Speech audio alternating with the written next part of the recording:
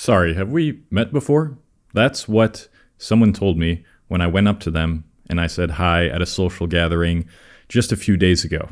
I had met this person a couple times already, but they did not remember me.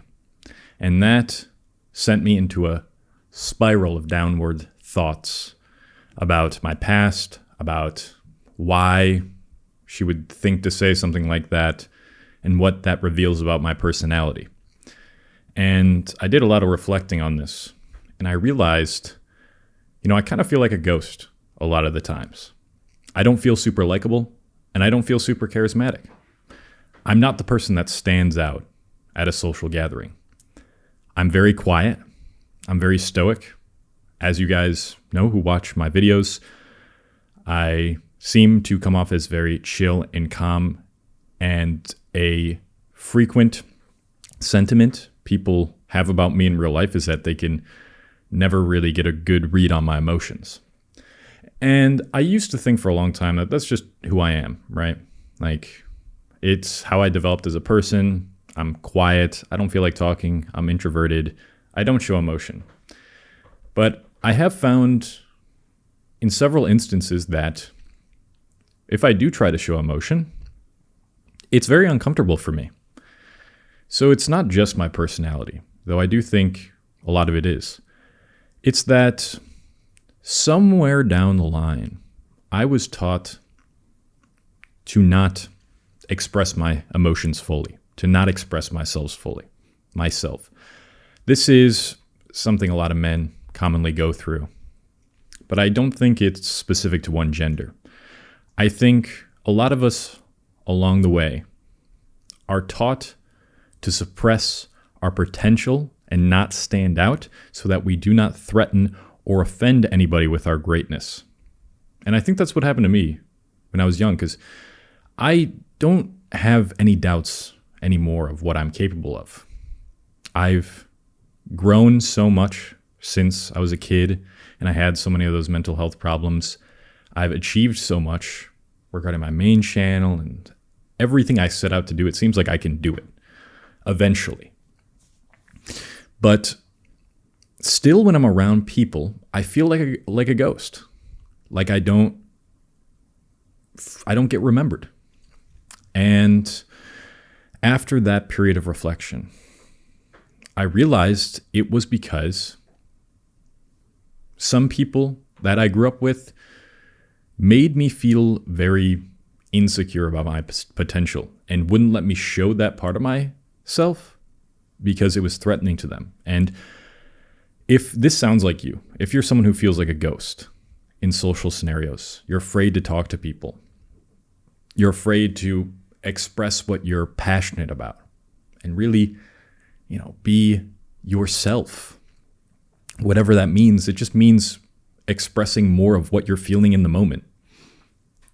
If you can only do that with your closest friend or your parents or your significant other, well, that signals that you may too have had people in your life that shunned you for showing too much emotion, for showing too much of yourself.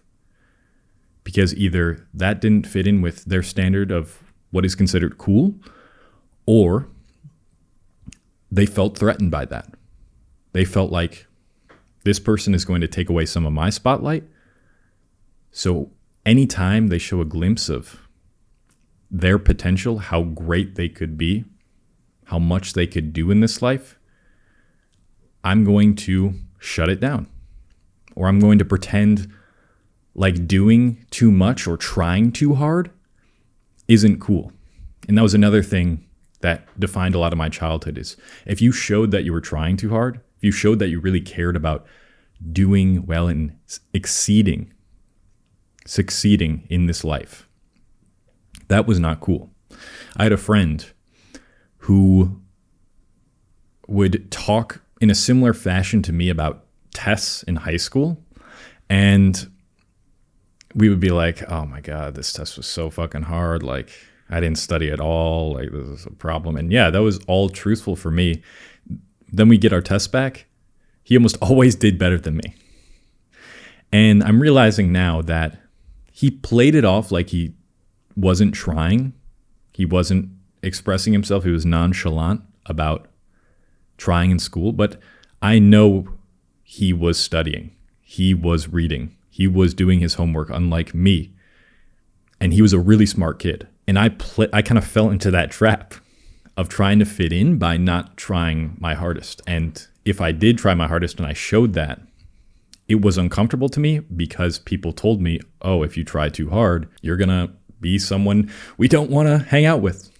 And when I was a kid, I desperately tried to be liked because I didn't have high self-worth. And I still struggle with that sometimes.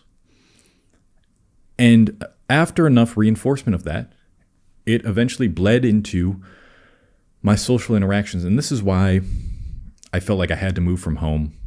I felt like I had to start over kind of at a place where I could build up a new identity, where I could reinvent myself into the person that I had suppressed for so long, just so people would no longer feel threatened and ridicule me for trying to stand out or do my own thing, which a lot of people did in my hometown, especially when I started YouTube. But it found its way here.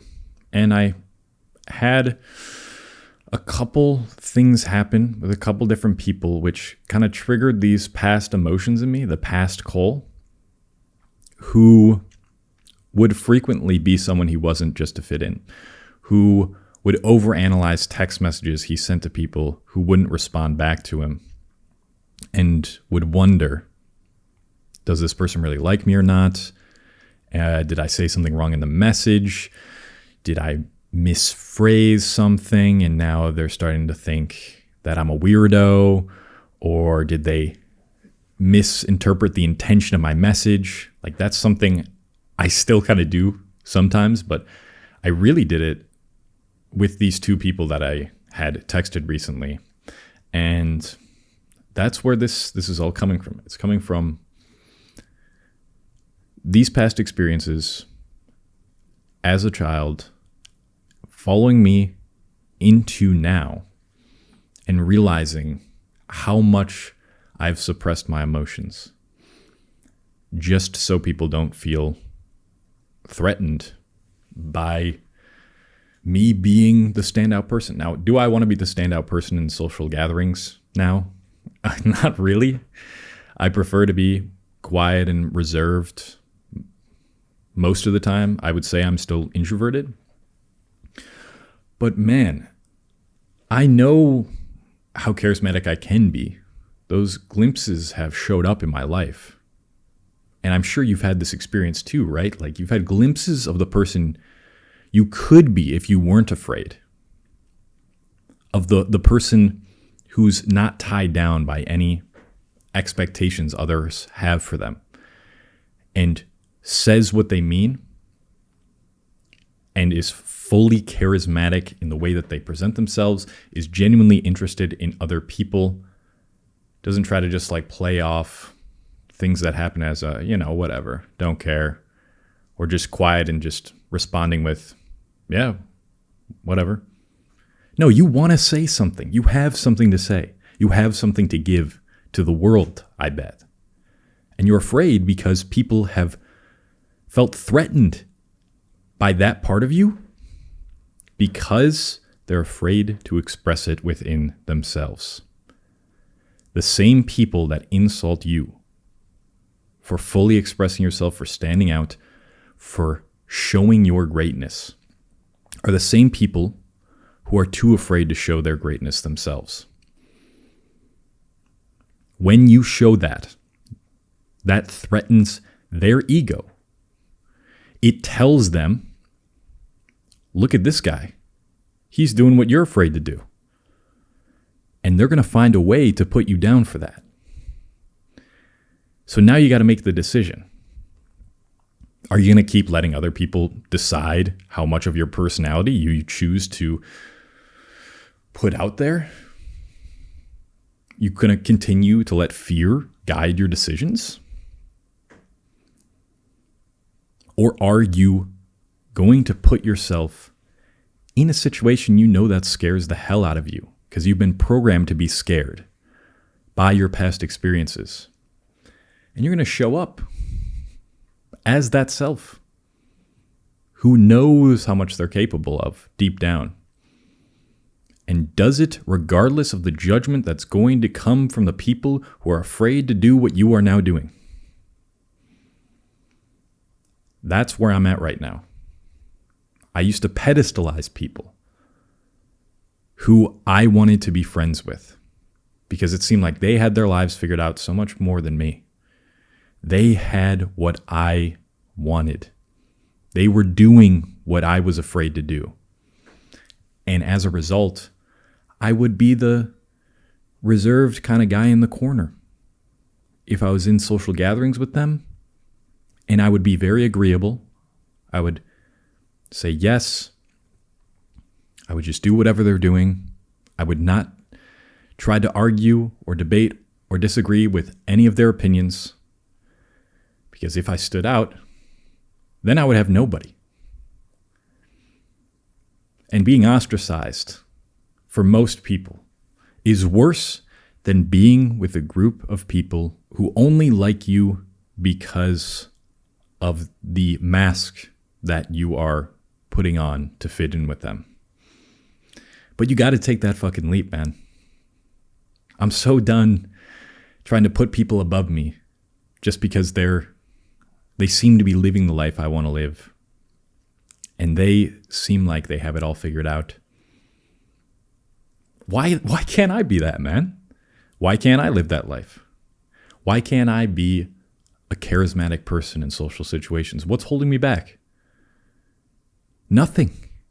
There's actually nothing. And there's nothing holding you back either, other than your conditioning. So this is what's about to happen. I'm done trying to not offend anybody by my potential. I'm done trying to offend anybody by not showing my potential. And I've shown a lot of it already. YouTube has been the greatest resource for me to do so without caring as much about the judgment that comes in from that, because it's just YouTube comments and it's like I don't even know these people. I don't see these people. But shit, man, I want to start doing that in real life too. There's greatness like that reserved within all of us that we're holding in. Because other people are going to feel threatened. Well, fuck. Let them be threatened. Some are going to be threatened, get pissed off, and judge you for it. The people that are afraid to express those things themselves. But then there's going to be the other group of people, which I've seen in my YouTube comments, through my YouTube channel, the people I've talked to who have consumed my content, who will be inspired by your ability to not care what the status quo thinks. And that is super rewarding. The other people are going to sound louder than the people inspired, because as humans, we're naturally attracted towards negativity. We have a negativity bias.